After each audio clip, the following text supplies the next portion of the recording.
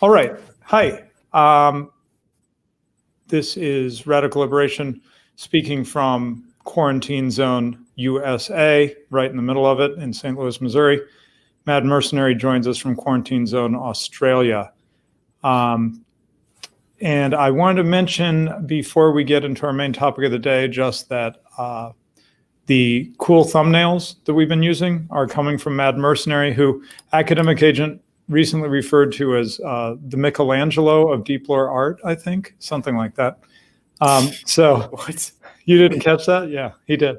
No, I didn't. Yeah, it was on Unpopular Opinions, I think. But anyway, he's talking about the different periods of deep lore art, and you were part of the classic period with EJP, and Anyway, very great fun. So anyway, I just wanted to say that I really appreciate what Mad Merc does, throwing these thumbnails together, and I think it helps our marketing, and they're fun.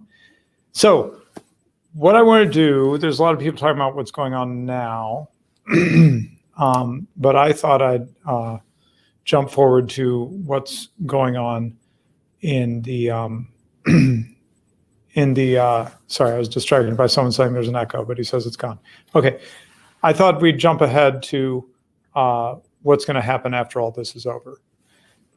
Of course, we aren't total prophets, so we don't totally know, but we are seeing the seeds of some changes, and we think maybe that I think maybe some of them are going to be changes that might last a while. Often in these crisis times, a change is made and then the crisis passes, and we never go back to where we were before. So that's kind of the overarching thesis, is that we're going to have a new normal, and it may not be exactly like what things were, say, I don't know, a month or two or three ago. It might look quite different in certain regards.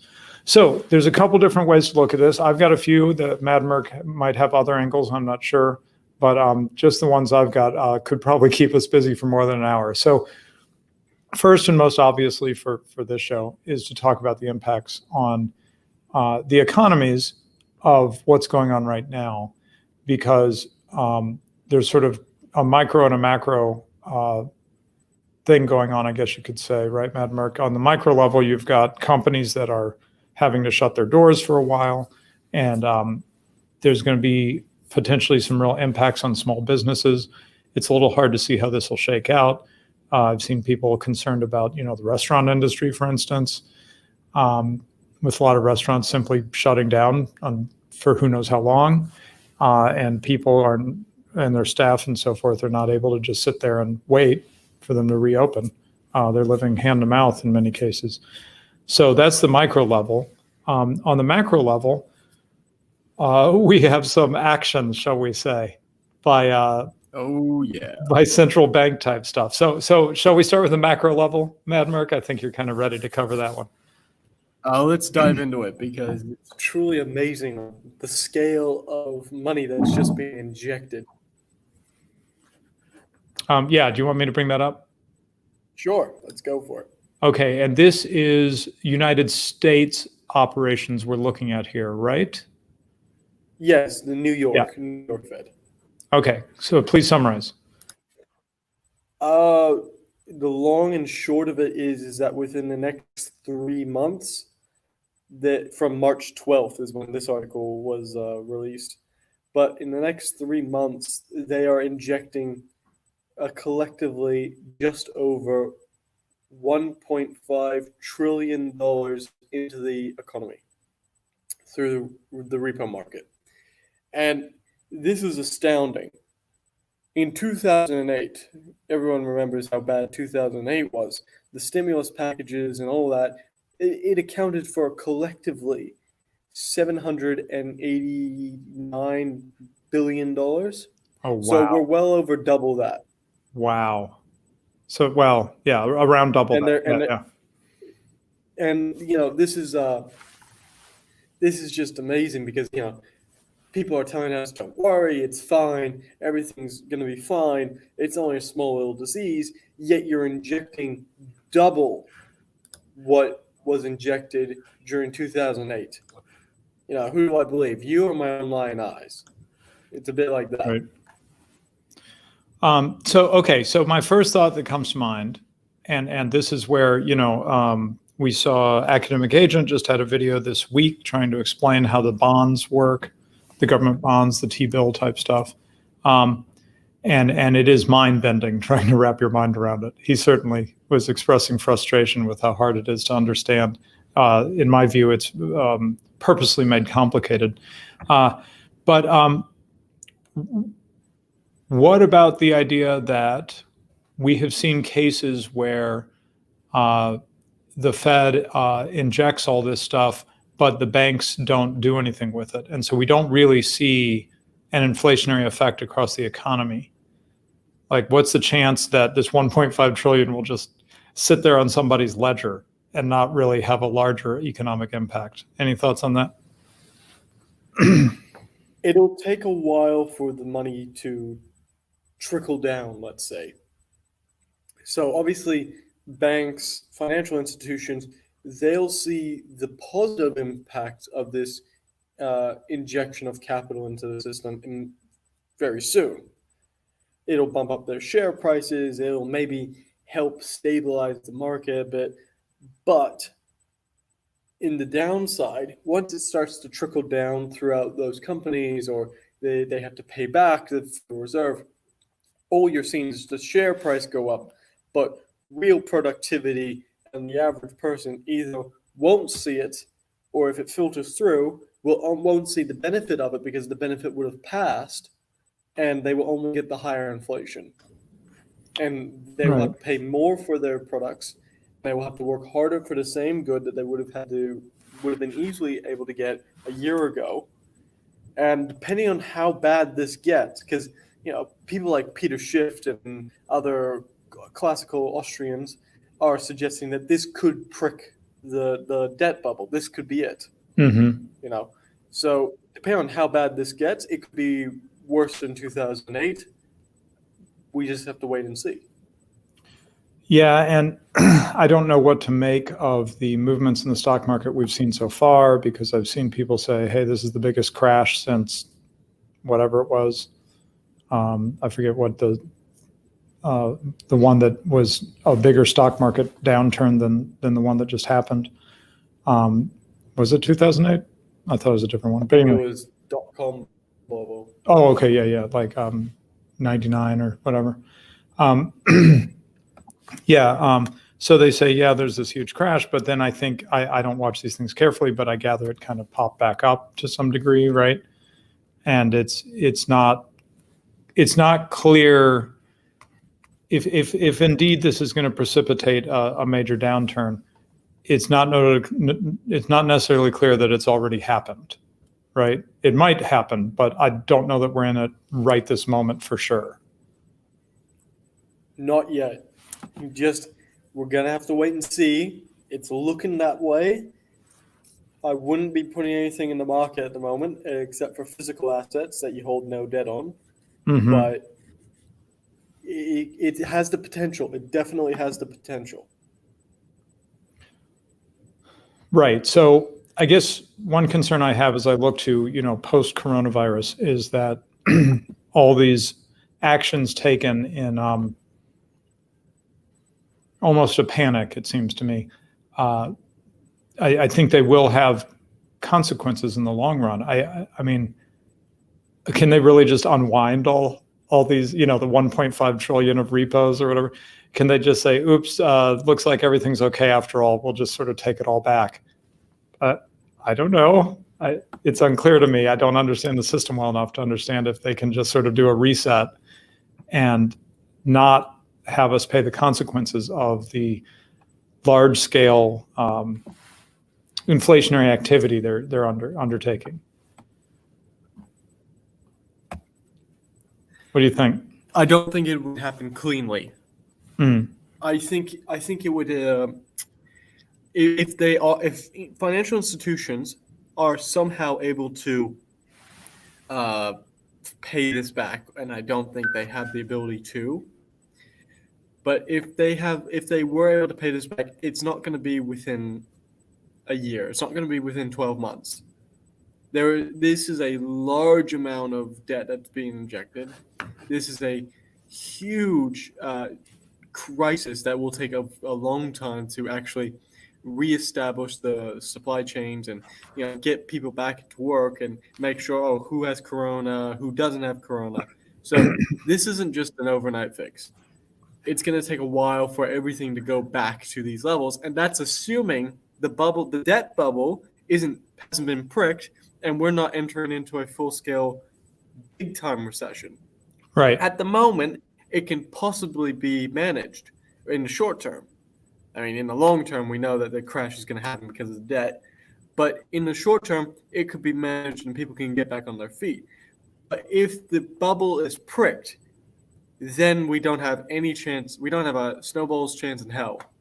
So the question is here, has the bubble been pricked? That's the big question. Has the debt bubble been pricked? If so, we're all pretty much screwed. We're going into recession, and there's going to be a lot of people who are going to lose jobs, their homes. They're going to be living on the street. People are going to be very angry at politicians and financial institutions, and that promotes radicalism within a country. If the bubble isn't pricked, there's a road to recovery. And that will take 12 to 18 months. This is not overnight. Right. So I want to segue slightly, building off something you said, which is supply chains being restored. I'm hearing noise of people saying, well, from pretty high, like Trump himself probably, right? I can't remember, but basically saying, hey, look, what a mistake it was to have certain things be globalized, certain products be globalized, like critical medical products, for example. Evidently, they're saying that China or somebody in China or somebody with a Chinese sounding name, it's a little unclear to me what the source of this is, threatened that they would withhold medicine from the United States that China makes, or China's part of the supply chain for. And therefore, it's taught us the lesson that basically we need autarky, at least in certain areas, self-sufficiency in regards to critical medical supplies or something like that. So yeah, part of what I'm wondering is, will we even see a return to the supply chains that we had until just very recently? Or will there be a true attempt to move towards more domestic production of certain things? Even if people want that, would it even go anywhere? That's kind of where my thinking is. But what is your thinking on that? Yeah, no, you bring up a great point there, Radlib.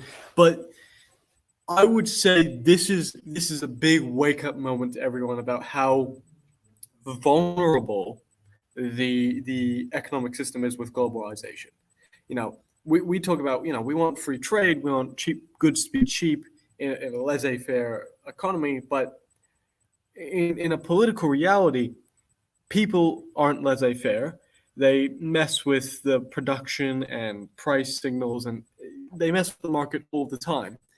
And I find myself very sympathetic, and I think the business community is moving in the direction of finding themselves in a sympathetic position to that point of view, that key industries, agriculture, production of steel, production of war materials, clothing, electronics, these sorts of industries should be domestic, because it is too much of a risk to have them at the mercy of another nation who can cut you off.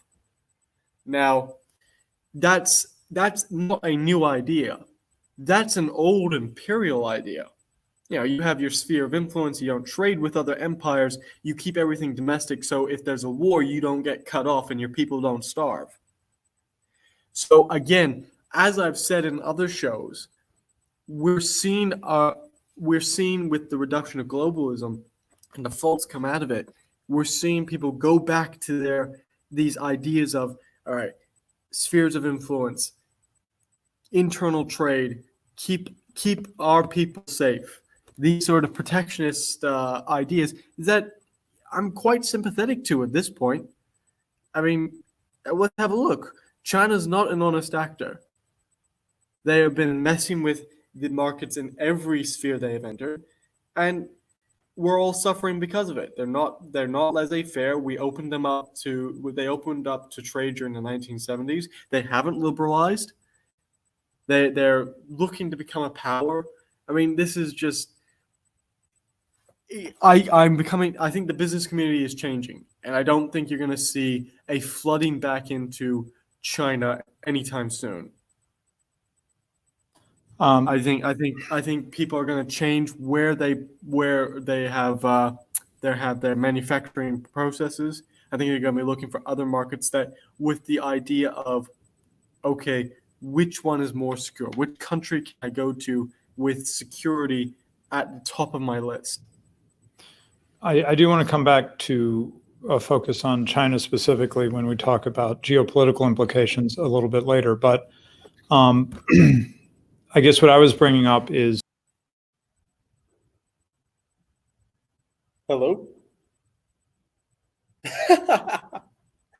Am I it? Has Radlib left? Oops, sorry. I think I accidentally pressed a button. I'm back now, right? Okay, sorry about that. Okay. All right, you were saying. Yeah, right. So let us say that, in the United States, for example, everybody is united in saying that we want to be less dependent on China or whatever. In certain areas, maybe not in everything, maybe that's too crazy, but in certain areas.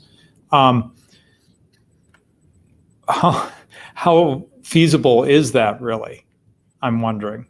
It's that would move away from China. It's one thing to imagine it. It's another thing to get into the details of what I'm just thinking about a supply chain I know something about, which is Apple, for example, which would not be probably treated as a mission critical thing like medicine or whatever. But anyway, it's a supply chain I know a little bit about. And I mean, basically, as they say, they design it in California and manufacture it in China. We literally don't know how to make iPhones in the United States. Not at the scale that is done and all that. That knowledge that knowledge of how to actually do it is in China.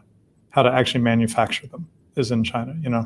Now, of course, it's not impossible that, say, iPhones could be made in China or medicines or whatever is considered critical. But let's put it this way. I don't think we could do it tomorrow. You follow my concern? No, you're right. Yeah, you're right. We couldn't do it tomorrow. Can you hear me? Yeah. Okay. We couldn't do it tomorrow, but we could do it in 6 months' time. But it would require a dramatic shift. It would require massive amounts of capital flight away from China. But it's possible. I would be most at risk in that because, as you said, Apple, designed in Silicon Valley, built in China. A lot of their manufacturing is in China. That leaves them open and exposed to any events that happen in China. It's kind of like having all your eggs in one basket. Anyone who understands how a market works understands that you never put all your eggs in one basket. You diversify how you do things and where you go. That way, if something happens, you're not completely taken by surprise. You're not completely on the street. However, there is a precedent for this, moving away from China and manufacturing, and it's Samsung. Samsung was being messed with and had their intellectual property stolen by the Chinese government, and China was coming down on them because they're South Korean business, and China was trying to beat the nationalist drum and trying to keep their nation together by saying, "Oh, look at these dirty Koreans, and they have this Samsung and it's horrible, and we're gonna do all this stuff to it." Samsung said they had enough, and they diversified where they manufacture, where they get their raw materials to make their TVs and phones and radios or whatever. Now Samsung has about 10%, less than 10% to manufacture in China, and they can move away from China quite easily. You don't have any idea how long it took them to shift out of China, do you? I assume years and years. Without causing, it took them 5 years, but that was because they didn't want to really disturb their share price. They didn't want to scare investors, so they did it slowly, like the boiling frog. Like the boiling frog. They did it over time. Five years actually for a massive operation like Samsung. 5 years is actually lightning fast to make a shift like that. Yeah, it is. It's very fast. Yeah, but that's under normal conditions. What we're talking about is abnormal conditions. And in abnormal conditions, a company can, because they understand the risk, and they can move within 12 months. It's going to be hard. They're going to have to pay off a lot of people. It's going to affect their bottom line for sure, but they'll still have a company at the end of the day. And that's what, I think that's what the business community is going to be moving towards. China's not reliable. And so from China not being reliable because of the costs now being too high, or people realizing the costs are too high, where do they go? What alternatives do they have to China? I think that's where people need to be starting to look. Okay, where does business go from here? Because that's the future markets. Right. Yeah. So I guess the things I'll be looking for in the coming weeks and months are how serious is the United States and maybe some other countries about really changing the game in terms of supply chains, right? Is there really going to be a shift, a noticeable shift out of China, or will it be something that, it's a big deal within a micro niche of medical supplies or something, but it really isn't a big game changer in terms of the kind of role that China plays in the global economy right now, the manufacturing role, for example, it plays. Is it going to be a small shift, a big shift? Is it going to be all talk, right? And then sort of the second thing after that is, if it isn't all talk and they really try to make a change, how much do they actually pull it off, right? Is it the kind of thing that it just takes years and years and you don't really notice it? Or is it really, we find ourselves in a really different position? China finds itself in a very different position in just, in 2021 or 2022, it's looking really different than it was in 2019. Those are sort of the two things I'll be looking for. Are they serious, and how fast does it happen if they are serious, right? Right. And, this is the thing, right? It's a cost-benefit analysis. What are the costs of dealing with China now too high to the benefits? Because Chinese labor costs have gone up over the last 20 years. Right. Yeah. They're constantly rising. Yeah. Yeah. They're not competitive on a wages area anymore. Right. You have to deal with the bureaucracy of the communists, of the CCP. You have to buy into their propaganda. You have to be willing to have anything that you store in China, intellectually property-wise, stolen. You have to be willing to toe the CCP party line.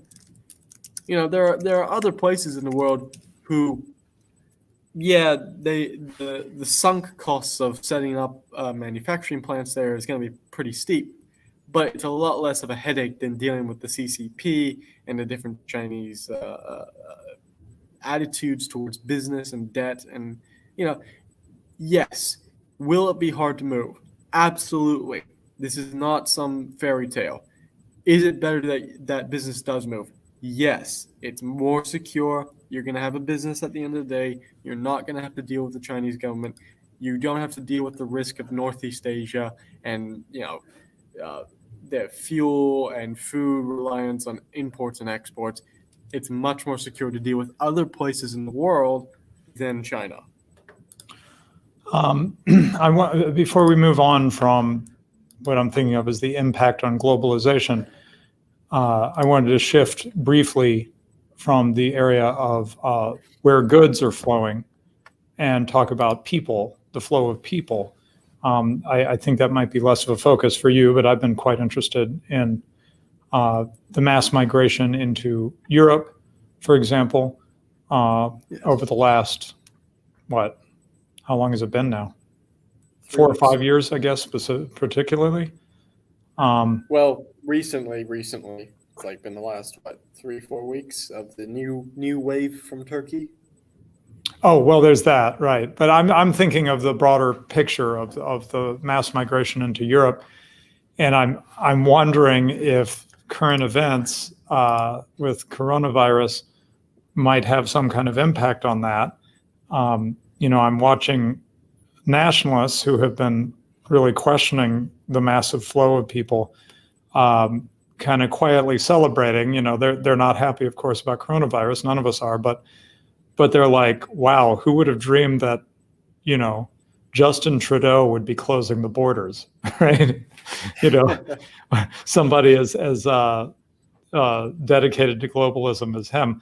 And so, of course, their hope is that having seen that borders really can be closed, and that in the case of the coronavirus, maybe there's pretty good reason to close them, it becomes a much easier conversation to bring up what they've been trying to bring up all along, which is that they think mass migration has brought in a lot of harm and mass ethnic rape in the north of England and bombings in Sweden and so forth. So yeah, I don't know what to think. I wonder if one possibility here is that I kind of doubt it'll be like, the walls are thrown up and nobody moves from one country to another anymore. But I kind of wonder if the mass migration aspect, million people a year or whatever it is flowing into Europe, might stop, and it might go down to sort of more historic levels of people movement. So maybe there's, I don't know what the real numbers are. Sorry, I'm not as into this as some people. But if right now, let's say 1 million people for the last several years, 1 million per year have been flowing from into Europe. Let's say that it goes down to like 100,000 per year instead of 1 million. So it becomes much less dramatic in terms of the impact on the European countries, on the cultures there. And you see more assimilation, more time to assimilate immigrants and stuff like that. I don't know. Do you have any thoughts on the movement of people, what we might see happen here? Coronavirus provides us an opportunity to have a look at how nations will react during times of crisis. The natural impulse was to shut the borders. This is our nation. We're going to defend it. Sorry, we feel sorry for you. We understand you tried to get here, but we have to protect our own people. We don't know if you have the disease. That just lines up with people are more inclined to deal with their own nation and protect their own nation than wanting international institutions and siding with them. The movement of people is interesting. Look at where they're moving. They're not moving to Greece. They're not moving to Italy. They're moving to Germany. Mm-hmm. They're trying to get into France. They're trying to get into the UK. Right. Poland's been shut for a while. So these countries that have the ability to take care of their sick. We can go on and on about socialized healthcare and all that sort of stuff, but they have a healthcare system. Mm-hmm. The people that come in are looking for that and are incentivized because of the crisis to try and get to welfare and health systems and good standards of living. I think you're going to see more of that in the future. I have my own reasons to believe that people will be displaced from certain nations and try to move to Western nations. Mm-hmm. But I think coronavirus gives us a glimpse at which nations people want to go to. And right, we saw that during the Syrian crisis, or quote-unquote Syrian crisis as well. Right. So that's the pressure for people to go into Europe. I'm wondering about the domestic situation changing in the UK and Germany and France, where those who are immigration restrictionists end up with a stronger hand after all this is over. Well, yes. So, like I said, in times of crisis, people defer to the nation, not internationalist institutions, and they defer to strength. because in times of crisis, you don't want an idealist at the wheel helm of the ship, right? You want someone who's strong. You want someone who has rock steady foundations, who you think you can rely on, who you think is trustworthy. And we've been seeing this as a slow progression throughout all of the West, this progression towards, hey, these ideals of internationalism, these ideals, they're not really working. So let's believe in the nation again, let's grow national spirit, and this has been the rise of the right. With this coronavirus, we see that the right will definitely be strengthened on a political level because people like that strength. Britain, for example, they were very wary of the EU and they deferred back to their own borders, their own sovereignty. They have conservative, quote unquote, conservative government in charge. They deferred back to it. They deferred back to what they knew. In the same token, I think across the Western world, this is going to happen. Not just the Western world, the world at a large. They're going to defer back to what they know, and what they know is conservative. It's traditional. It's the nation state. It's holding on to their own what they have and not letting anyone else touch it. Okay, so let's talk about what I'm calling changes in geopolitical positioning as a result of all this. Before we jump to the topic that's being heatedly discussed right now, in fact, let's see, I'm going to try to leave China for last. Let's talk about Russia and then the EU, because I think those are interesting topics that are maybe being a little bit neglected in what I'm seeing everybody chatter about. Russia's interesting. They seem to be avoiding the worst effects of the coronavirus so far. My understanding is they closed borders with China pretty quickly. And, where Italy is seeing, what is it, tens of thousands of cases? I forget how high they are now, but yeah, I think it's a couple 10,000 cases. Russia is still at, I don't remember the latest numbers, but it's in the hundreds or something. It's relatively low, considering that they're share quite a border with China. Yeah, the border with China is not very well populated, and there's only a few entry points, so right. It's relatively easy for Russia to close that border. Right, it wasn't hard for them to do it, but they did it. Where other people still haven't closed their borders to international traffic. They did it, and my understanding, last I heard, is life in Russia just goes on like normal. They're not going into this lockdown mode and quarantine mode, quarantining in your house and all this stuff that the rest of us are dealing with. They're pretty much continuing like normal. So I'll get the lights back on in a sec. From the dark. So I don't know. I guess that's a show name right there, From the Dark. Right. I'm wondering if Russia might come out of this in a stronger position, if you follow me. Thoughts on that? Yeah, I do. I have three thoughts on that. First is Russia is really only a huge exporter in raw materials, so agriculture, oil, natural gas, that sort of stuff. Not stuff that the average person really is, like groceries. The average person won't be affected because Russia is a net exporter of grain and is self-sufficient in that aspect. So since they don't have as a reliant on global trade, when a global system breaks down, they aren't on an economic level as affected. In other areas they are, most definitely. On an economic level for the average citizen, if you don't climb the ladder of global trade, when the ladder of global trade is cut, you don't have very far to fall, if you catch my drift. On the other hand, Russia routinely lies about its sickness rates. So they stopped reporting on tuberculosis, they stopped reporting on AIDS, they stopped reporting on drug addiction. So to trust Russia on how bad or good the situation is there, I don't think is reliable. Thirdly, Russia, let's say they are telling the truth. Russia is in a very insecure situation with its borders currently, its demography, and a range of other factors.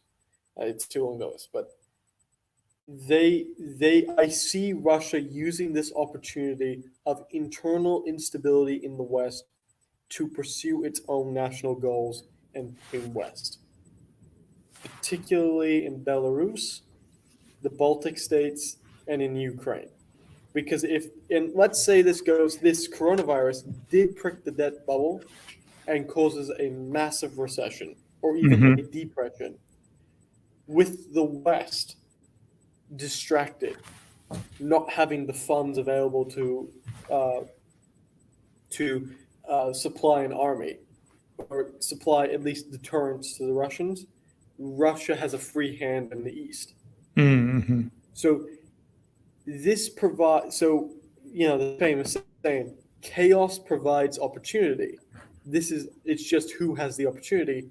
In this case, if it does turn nuclear and catastrophic for the economy, this provides Russia an opportunity to push for its own national goals.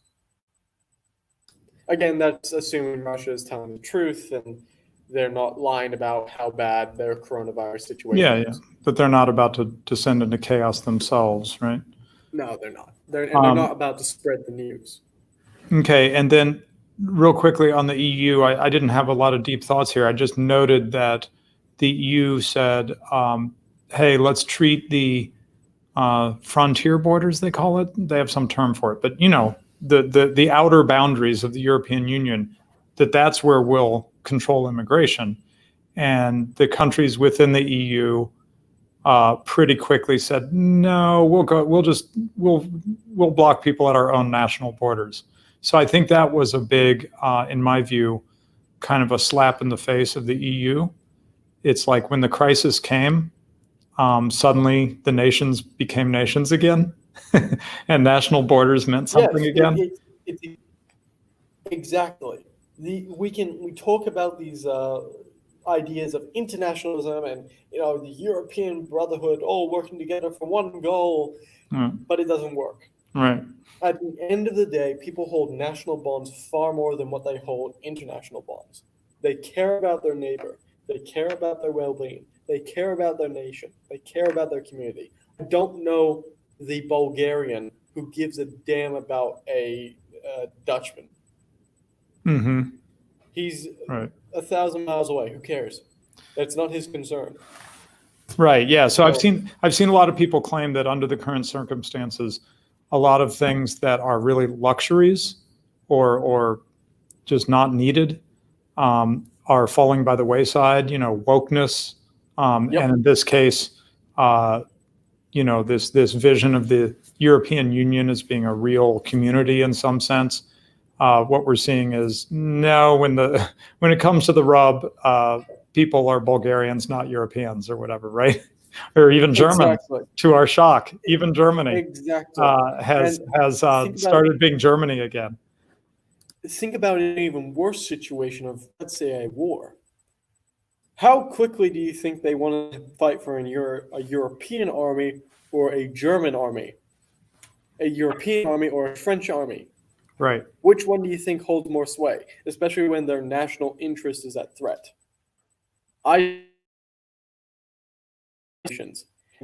Things like the UN, things like the European Union, the African Union, these are luxuries. These are afforded by the security provided by the United States. These are not natural. These only have some sort of meaning when they don't have to fend for themselves. As soon as they have to deal with real crises, as soon as they have to deal with this coronavirus, a war, a financial crisis. They don't band together. Nations fight for themselves. Yeah, they and the fall institutions apart. back to their national borders. Yeah. They fall back to what they know. They fall back to conservative right-wing governments. They fall back to nationalism. They fall back to national interest and national gain and nationalized industries. Typically, what we've seen in the past. Right. So that's an interesting story to watch is does the EU, which, except for Brexit, seem to be moving rapidly towards tighter integration and EU army and so forth, does some of that get a bit of a pause button on some of that, movement toward tighter EU integration because of all this? Okay, so I want to have some time to talk about China for about 5 minutes, and then we actually have some interesting comments, and I want to make sure we have time to discuss some of them. So first of all, you've said it about Russia, but I think we could say the same thing about China, right? How much can we trust China's self-reporting on the coronavirus? I've seen a lot of people saying, yeah, sure, China tells us it's leveled off, but maybe they're just lying, or it doesn't even have to be that, or it could be a combination of lying and just incompetence. And, they don't have enough tests. So sure, maybe their number of confirmed cases is what they're saying, but they can't really confirm very many cases because they blew through all their tests. And so there's a lot of people with coronavirus that they're pretty sure have coronavirus, but they're not counted as confirmed cases. So, I think we have the same concern there, right? That we're not really getting the full story of what's going on in China.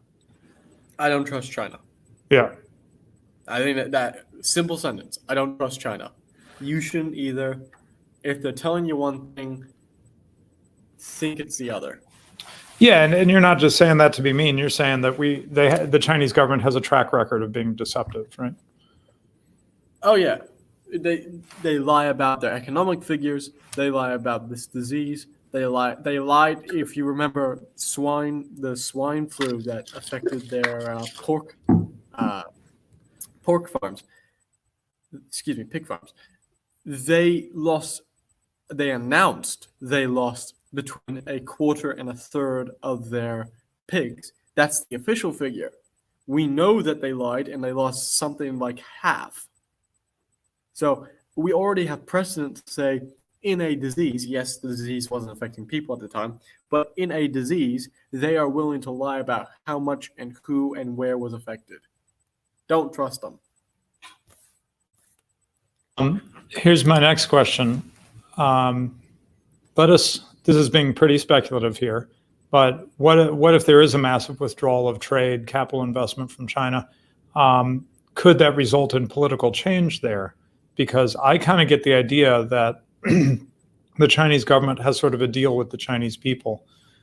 You leave us in charge and let us be, to be fair, a typical Chinese authoritarian government. They don't have like a period of classical liberal freedom to look back to. It never happened in China at any point. So the Chinese government says basically, hey, look, we're going to be a typical Chinese authoritarian government. We're going to crush any dissenters from our political hegemony. But you guys are all going to get rich and you're not going to be starving anymore. So, we got a deal here, right? Well, what if the deal breaks down, not so much because of anything the Chinese government is doing, but because the rest of the world decides to pull back heavily from China? It seems to me that the Chinese people might feel like, well, why do we have to put up with your crap? We're not getting anything out of it anymore. No, you're completely right. So I see this going down a couple stages. Xi Jinping, I believe the current president, dictator of China, he has amassed more power to himself. He purged the military, so all decisions run through him now. He's purged all of his political opponents, and he has more direct power than Mao. Let's say business starts to move away from China because this is a wake-up call, and they move to Mexico or India or Indonesia. First thing that happens, he will issue more loans into the system to entice companies to stay. he will try, and with those loans, he will try and replace these Western businesses that are leaving with Chinese domestic businesses, again, state-owned operations, free money going all over the place to try and recreate it. When their economic crash happens, which it will, and China is struggling, he will go full authoritarian. He will lock down China. He will close the borders. He will restrict freedom of movement of capital and people and goods. Right. He will impose curfews. He will use his social credit system. He will use his flying drones. He will use men with guns to keep people in line. Will this work? In the short term, probably. In the long term, they are going to have a hell of a lot of problems in trying to keep that mass of people, especially in naturally rebellious regions in the south and in the southeast, in line. Mm-hmm. If you have global trade starting to break down, food stops coming, energy stops coming, you leave people in a position of, what do I have to lose? I don't have a job. My family's in lockdown. I'm essentially a prisoner. I don't have anything to lose. And that's when revolutions happen. That's when civil wars happen. And Right. There's no amount of CCP propaganda and patriotism that can change the fact of, my kids are starving. What the hell are you doing? So that's when people get desperate. Before we leave the topic of China, I just want to throw in what the admittedly leftist Caitlin Johnston, also in Australia and from Australia, has been saying, because I think it's a point worth bearing in mind, which is she's saying, hey, look, the Chinese government's been authoritarian all along. Why suddenly this big, like, oh, I'm so shocked that the Chinese government acts like it acts, you know? And she alleges it's because there's a push to demonize China, just as, you know, previous opponents of the U.S. empire have been demonized. I guess we really know it's a push like that when they start comparing him to Hitler and start talking about it's 1939 again in regards to China or something like that. So anyway, I think that's a fair point to keep in mind. I'm happy to say both that the Chinese government really is bad and the U.S. empire is really looking for an excuse to have a fight or something like that. Both of these things can be true at the same time. But I just want to bring that point on board, you know. Yeah, sure. I see what she's saying there. The difference is it wasn't affecting companies' bottom lines until this moment. You know, beforehand, it was cheap to use Chinese labor. It was good to use their manufacturing techniques because the loans were going everywhere and they were highly incentivized to stay. The Chinese government's, you know, let's say authoritarian tendencies were kind of more scaled back during the 2000s, 2010s.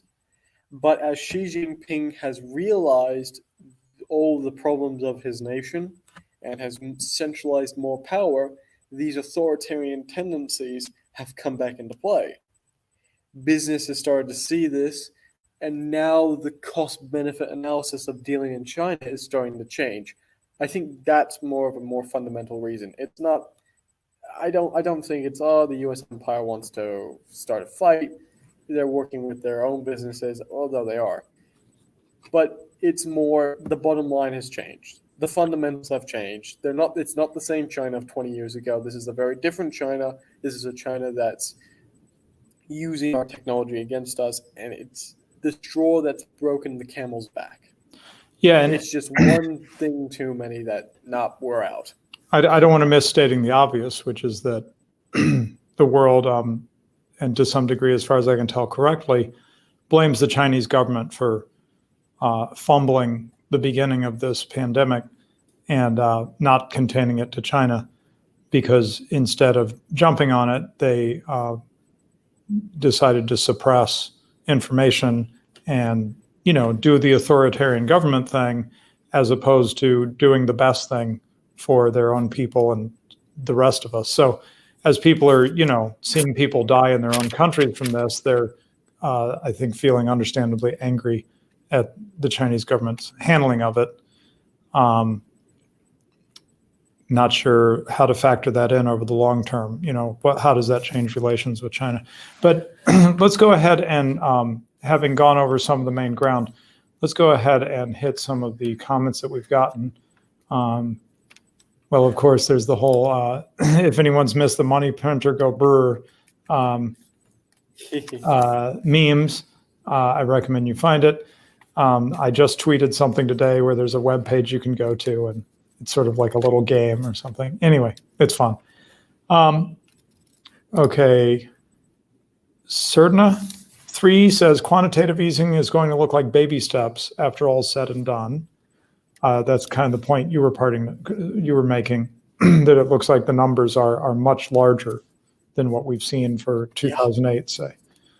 Again, Cerna says, who cares for debt? We've got zero interest loans from the Fed to all established banks. Not for the little people, though. Those still got to work every day. Right. So the point there would be that this is smelling like another bailout for big businesses. Having said that, I think they're going to start throwing money at restaurants and small businesses too. So they're going to try to bail everyone out. We'll see how that goes. I saw an article, I forget from where, but I did see an article of Trump is thinking about giving $2,000 to average everyday citizens to stimulate the economy and grow demand. Something like that. Very similar to a temporary UBI in a sense. Right. Yeah. Universal basic income. People have talked about that. Here's an interesting question. A couple of people responded. I'll just summarize their responses. Idle Time says, do you think regular people will be more skeptical of central banks after this? Charlemagne says flatly, no. Jay Green River says, agree with Charlemagne. Next time, though, like in 5 to 10 years. I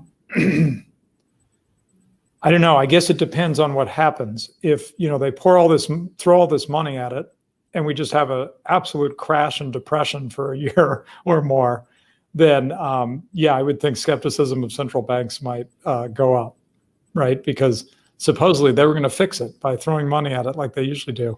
And if they don't fix it and things just are a big mess, despite them throwing all this money, people are going to say, well, what are central banks doing for us, right?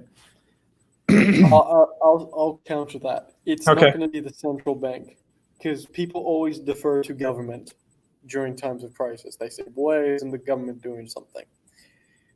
It will be people's disdain, not for central banks, but just banks in general. Yes, the banks were acting immorally. They were doing stupid shit with their money. They were doing stupid stuff with their money. On the other hand, people are not going to blame the central bank. They are going to blame those banks because that's who they know. They know Bank of America.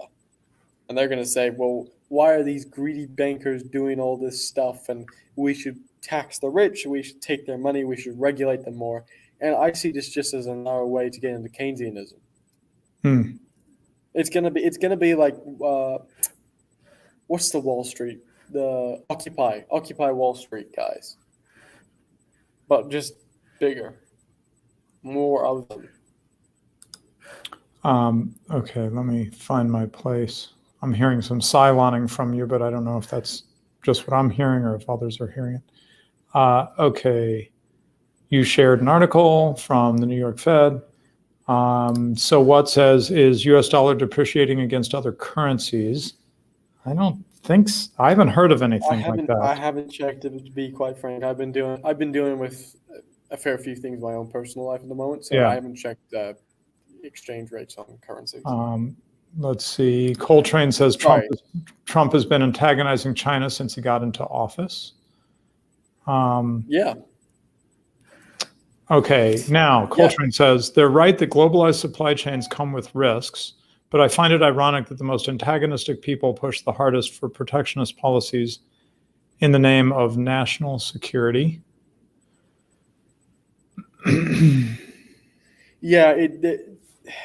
Again, there's no fairy tale solution here. There's no, this is the solution. If we all just implement this, it's going to work.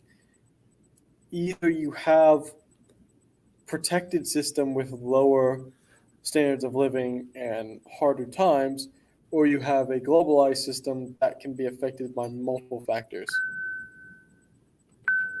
So, Okay, I'm just sorry, looking for the next comment. We're talking about whiskey. Yeah, this is, I think, part of what I had in mind. So what says these supply chains took 30 years to build, though? It is interesting what you said, though. Samsung was able to make a massive shift out of China in 5 years. So and maybe it took them all those years to build it up, but I mean, I guess you can kind of transfer some of this stuff, right? Like once you figured out how to do it in China, you can maybe more quickly figure out how to do it, bring it back to your own country, the manufacturing process or whatever. yeah. Let's see. Okay, P-Man says, with China, they have efficiency enhancing corruption, whereby the system is so bureaucratic that companies pay large bribes to have no regulation instead. Yeah, this is true. I mean, I've heard about this in India as well, that you can't get anything done without bribes because the regulation, in effect, is so heavy that you can't open your business unless you pay a lot of people off. It'll just never happen. It'll just drag on and on and on. Which encourages corporatism, not free entrepreneurial spirit. Because you have the initial cost is so high of starting. It requires large financial institutions who are already pre-established to set up those businesses. And that's just corporatism. That's the government working with pre-established entities. Idle Time Not says, free market. Idle Time says, I doubt that the virus will be able to stop mass migration in the long term. I've had a similar thought. I mean, if populations in Europe are just going to keep dwindling, the native populations there, I mean, eventually, who's going to stop if other people want to move in? If basically there's less and less people there to occupy the land, and do stuff with the land. But that's in the very long term. Let's see. Current commenter says the present UK numbers are very worrying. The number of people that have died is increasing 50% per day. And also he says this is less deadly and just as contagious as estimates for Spanish flu. So less deadly than Spanish flu, but just as contagious. So that's interesting. Let's see. Adam Morgan says, does this virus affect Mad Mercenary's prediction of recession by 2022? 2021, June 31st, but no. If anything, if the bubble has pricked, it could be sooner. Yeah. Yeah, it could be sooner, and I'm proven right. And if it's not been pricked, then the shift in the global economy could set it off as well. I'm not claiming I am right. Again, like as I said, it could, it may, it possibly. There are no guarantees. Yeah. But if it does prick now, I'm right. Current commenter says, Radlib and Merck, is this COVID-induced recession likely to release the pressure of an incoming one, or is government intervention making it worse? I'm a little lost at what it's getting at. Does it make sense to you? I think it does. Okay. The current recession that's coming has been building up since the dot-com bubble. So the release of this recession, this recession was the build-up of previous ones. So there's going to be no release here. That's pretty. On the other hand, the government actions such as the repo market, and stimulus packages, monetary policy, fiscal policy that's being conducted at the moment, and the lowering of interest rates is not going to help the situation. It's short-term fixes to a massive long-term debt bubble that has been going since 1979 or 1997. All right. So we have deferred paying this debt and getting on top of our finances and facing the facts and having a recession controlled, that we go back to stable footing in the economy. and now the bill has come due. Could a Buchanan/Rothbard style alliance emerge out of this in the West if we have a politically destabilizing economic crash from this? Well, my view is that the forces of populism and populist nationalism are rising all across Europe Yes. In the West. That's the Buchanan side of that. It's not clear to me that the Rothbard side of this, as much as that's my side, is an important part of such an alliance. It'd be nice for it to be, in my view. But I think the populist nationalists could just sweep the libertarians aside and do their thing. I don't know how much, Matteo Salvini or Viktor Orban is listening to libertarian advisors. Bolsonaro is, by the way, as far as I know. But I think he's a bit more the exception. So it'd be lovely, idle time, but I think it's not going to be a Buchanan-Rothbard style alliance. I think it's just Buchanan rules the world is what I'm seeing happening. And it seems to me that this the events of the coronavirus are just pushing us further in the populist nationalist direction. Okay, let me jump to something else. Yeah. Go ahead. Buchanan-Rothbardian alliance. There's been a shift towards, Nick Fuentes and what was the stream that Academic Agent did with that nice lady? What's her name? It was on the paleo. She was on the paleo conservative side. Anyway, there is that shift.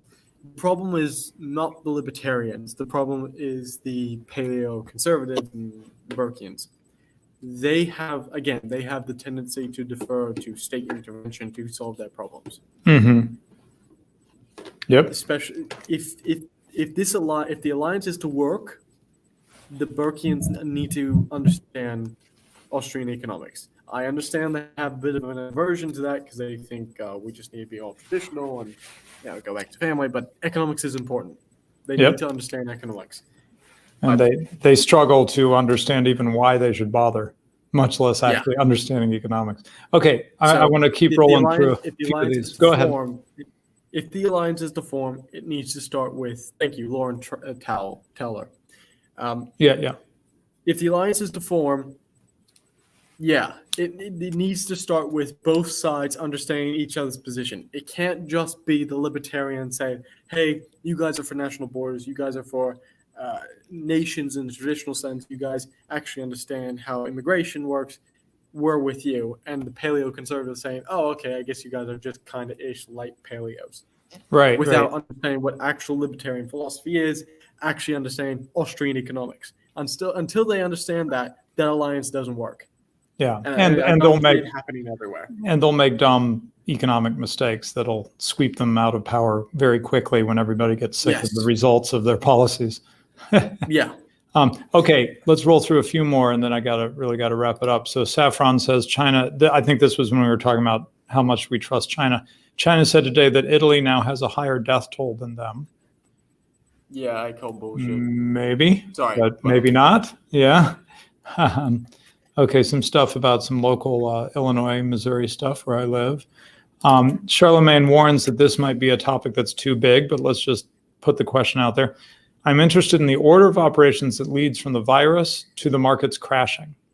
What is the actual chain of events that happened? Do you have anything brief on that, or maybe that's one we save for another time? Okay, I can go through it very, very briefly. Okay. The virus shuts down areas of manufacture, starting in China particularly. The manufacturer stops, the supply chains are interrupted, the global economy is affected. The virus spreads, fear starts to spread, the productivity of every nation that's affected goes down. Central banks use monetary and fiscal policy, governments use the fiscal policy, but they use these policies to try and stimulate the economy, adding more debt, more problems to the system, because as we know, monetary and fiscal policy is essentially just inflation and deferring debt to later generations. It's a tax on your savings. Anyway, these problems start to mount up. And as you go to more and more extreme circumstances and more extreme operations, so as we said, from the 789 billion that was done in 2008 to the 1.5 trillion that was done within the last couple of weeks. Mm-hmm. You go to more and more extreme circumstances, people become concerned. They start to pull their money out of the banks. That savings gone. That then the banks have nothing to insure their loans with. The loans start to collapse. Debt starts to mount up.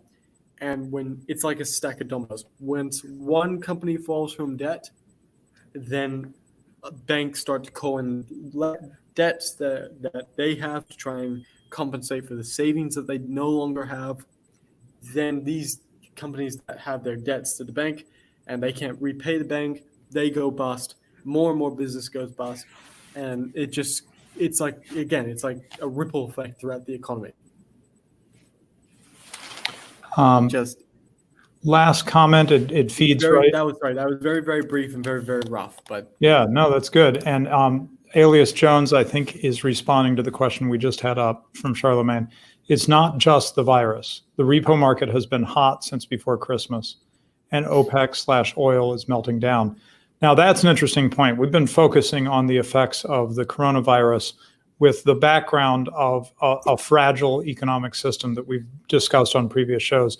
What we hadn't really brought in is that there were a couple other things going on before the coronavirus became a big issue, right? Yeah. And Alias Jones references that. I had not even been paying that much attention to this OPEC thing, but it's some kind of thing where Russia and OPEC are releasing the spigots, and so price of oil went down, and so is it shale in the U.S. becomes uneconomic if the price gets too low on oil, right? Right. So yeah. So I'll explain it really quickly again, Yeah. and this will be very rough. Because of China's lack of output because of the disease and quarantine zones, their demand for oil has been down. If you have a look at the supply and demand graph, demand shifts to the left, the price goes down. Saudi Arabia and other OPEC leaders said, hey, in order to stabilize the prices, we have to reduce supply. That will bring the supply line back to the left again, going back to the previous prices. They were saying, oh, okay, but we need everyone on board for this. So we need to go to Russia. We need to go to other oil-producing nations who aren't in OPEC. And we need to say, hey, we need to reduce supply. This will stabilize prices because demand has also gone down, and we don't all go bust here. We continue to make our profit. Russia has said, and I said, a somewhat likely outcome, go F yourselves. We can't, because just of where their oil production is in the permafrost of the Siberian tundra, if they stop at any point producing oil at any significant rate, their oil wells freeze. They literally freeze, and you have to wait till winter again, re-drill the oil wells, and then restart up production. That is a massive sunk cost. You don't get that back. So they basically said, we can't do that. We have to keep producing or else these wells freeze. We don't have the ability to stop producing. Right. Saudi Arabia, and this has been a problem with Russia for years now, and they've never been able to significantly reduce supply of any sort of good oil or natural gas good because of where their fields are located. Anyway, Saudi Arabia sees this and say, okay, if we're going to play that game, let's play that game. And they just dumped a bunch of oil on the market, and they lowered the price trying to outcompete Russia. As a byproduct of that, shale starts to look a bit weary because shale in the United States is, again, a little bit over-leveraged, not as much as other sectors of the American economy, but they are a little bit over-leveraged. They take out debt in order to produce these small-scale shale fields that then produce natural gas and oil and whatever, and they sell that off and they pay off the debt. These shale fields are a little bit over-leveraged. The debt is maybe coming due. As we said, we don't know if the market's going to crash. But at the current price level, why would anyone buy shale instead of Russian or Saudi Arabian or rather OPEC crude? Right. That's what people are worried about. I would counter in saying, this doesn't make any sense. Why would you go to an area of the world that's less stable, that's unreliable, well, unreliable in the sense that if borders are shutting down and trade is being restricted, why wouldn't you go to your own domestic production in the United States and Canada? Right. So and people the are worried about, oh, shale's going to go under. I don't worry about that. I was going to say the answer until, a month ago or something, right? Until this whole coronavirus thing happened, is just, well, the market's going to go where it's cheapest. Well, now suddenly people are thinking differently about this. Right. Right. And this is the point. This is the exact point. remove security guarantee. Then of freedom of the seas and freedom of movement of goods and people through borders. Then you go back to primal questions. Not where is it cheapest, but where can I secure the good? It may be a bit more expensive, but at least I know the good will be there. At least I know my company will be there. Right. So that's the point of all of this. Right. So do we find that this coronavirus leads to people going, well, I was going to talk about supply chains, but maybe we could sort of put it in this way. It's almost like less roundabout means of production. You know what I mean? Like we shrink in a little bit and go, you know what? I think even though it might be cheaper to do this complicated thing of going all the way to the other side of the world, I think I'd rather do something where I trust the supply chain is going to keep going during crisis. And I'm not as reliant on unstable political situations, and I'm not crossing as many borders, right? 100%. Yep, and that's not just with coronavirus. That's going to be for a lot of other things in the future. And again, then we come back to the idea of spheres of influence and securing your own trade and having a large navy, and we go back to all of that sort of stuff, which is the traditional idea of how nations worked. Right. So we'll stop there. And I would just say that, I put the title of this in the description to make it sound like we'd have all the answers, and of course we don't. But what I do hope we have is a bit of an outline of a set of things that we are keeping our eye on over the next weeks and months. Do people really pull out of China? Is that all talk, or do they really do it? Right? Things like that. These are some of the things that we'll continue to keep our eye on, just personally and on this show, to see if some of these things that we think might happen, if we start to see the first signs that, oh yeah, it looks like it really is happening. They're doing a Samsung to China. It's not just one industry; it's multiple large industries are pulling out of China. That will be something to see. That would be a huge shift in a lot of ways, and it could change the domestic situation in China, so that there could be a bit of dominoes falling here, potentially. And you have to actually look for that. And guys, you'd have to actually look for that. Like, don't expect to see it on the news, like on your TV news or internet news, because companies would want to keep that quiet. Reason being is that they don't want to cause panic and fear and have a drop in their share price. Right. Yeah. So look for it. Yeah, that's a good point. It's the kind of thing where you end up reading things that are purposely written in a very, very boring way, right? To try to keep attention from what's going on. But we know what we're looking for now. Okay, well, thanks, Mad Merc. I think we're set to be keeping a good eye on what's going on. I have been coughing throughout this, but that's because I have a cold that's been going through my family, and it has nothing to do with the coronavirus. I've not been feverish or any of the coronavirus symptoms, and none of the rest of my family has. So we're doing fine. And we're mostly just continuing to homeschool at our home. So it's really not been that drastic, except I'm working from home now.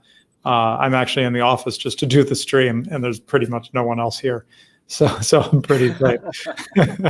It's actually, I'm probably just as safe, if not safer, being at the office at this point. So anyway, thanks for the expressions of concern. And stay safe, everybody. And we've got a little bit of a different timing because I'm on daylight savings time now in St. Louis for the rest of the period until late in the fall or summer or whatever, when it switches back. Whereas where Mad Mercenary is, I hope this isn't too much of a clue to his location, They never go on daylight savings time. So we've now been One struggling. state that doesn't in Australia. Say it again. It's the only one. The one state that doesn't in Okay. Australia. Well, there you go. So, That's a bit of a giveaway. paradox. Yeah. It's a little tiny state, so it's easy to locate you once they find the state, right? Yeah, pretty much.